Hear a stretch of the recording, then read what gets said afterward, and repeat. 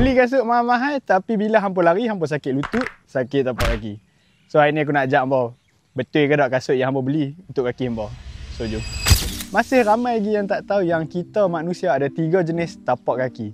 So nombor 1 kita ada natural arch, nombor 2 flat foot, nombor 3 high arch. So apa beza ketiga-tiga ni? So jom kita tengok. Nombor 1 kita ada natural arch. So natural arch ni kalau hampa boleh tengok tapak kaki dia ada sedikit lengkungan dekat tengah. So ini adalah tapak kaki seimbang. Untuk natural arch ni tekanan diagih rata waktu hampa memijak.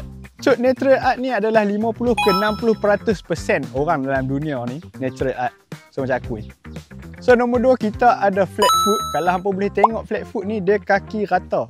Bila hampa pijak, kaki dia akan condong ke dalam dan orang panggil dia inner roll. So dalam dunia ni orang yang flat foot ni 20 ke 30% saja. Dan last sekali kita ada high arch. Kalau hampa tengok tapak kaki dia lebih tinggi ke dalam macam tu. Tapak kaki ni bila dipijak dia lebih keluar. So dalam dunia ni dia sekitar 10 ke 20% sahaja dalam dunia orang ada tapak kaki high arch ni. Kalau orang yang tengah tengok ni, hampa adalah tapak kaki high arch, hampa orang yang unik lah.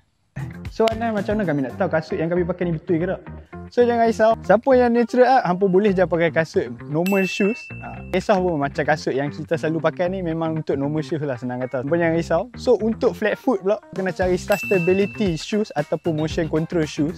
Dan last sekali, kita ada high arch, hampa kena cari kasut cushioning ataupun hampa boleh je pakai natural shoes. So, faham tak?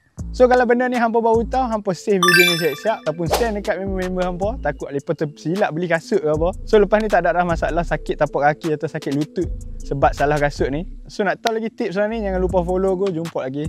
Ciao.